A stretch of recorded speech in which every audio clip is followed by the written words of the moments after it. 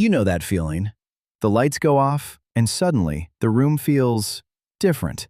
Your bedroom, the same one you sat in 5 minutes ago, now feels like it's hiding something. You're not imagining it.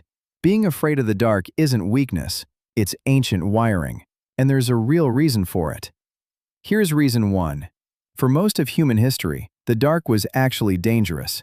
Humans have terrible night vision compared to predators like big cats, who evolved to hunt exactly when we couldn't see them coming.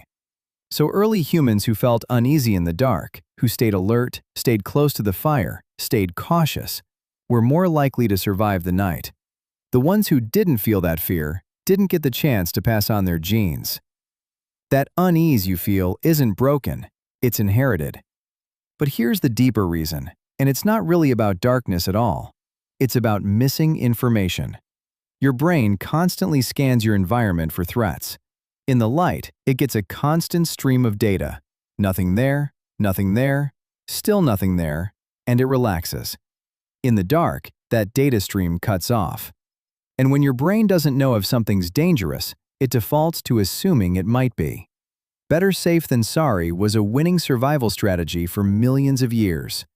So your imagination starts filling in the gaps. A coat on a chair becomes a shape. A creak becomes a footstep. This is called pattern completion. Your brain would rather give you a false alarm than miss a real threat. Here's a strange piece of proof for this theory. People who have been blind since birth are almost never afraid of the dark.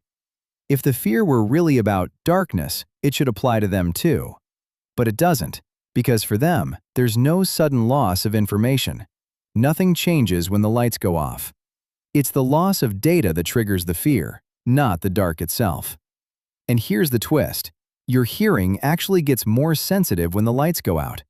Sounds that would be background noise in daylight suddenly feel close, sharp, important. That's not your imagination running wild. It's your brain reallocating resources, leaning harder on the one sense that still works. Kids feel this most intensely, usually between anguish 2 and 6, right when imagination is developing fast, but the brain hasn't yet built up enough safe experience to override the alarm. Most people grow out of the intense version, but the underlying system never fully switches off. It's just quieter, and it still shows up in adult life more than you'd think. Walking to your car alone at night? Checking the closet before bed, even though you know nothing's there. Feeling like something's off in an unlit hallway. Same ancient alarm, just a lower volume. So if the fix isn't just get over it, what actually works? Give your brain information instead of guesses. Walk through a dark room once with the lights on, so your brain has a real map instead of an imagined one.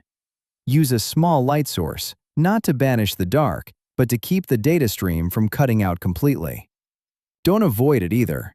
Avoidance tells your brain the threat was real, which makes the fear stronger next time. Small, repeated exposure, a dim hallway, a quiet walk outside at dusk, teaches your brain the same lesson evolution needed thousands of years to learn, but faster.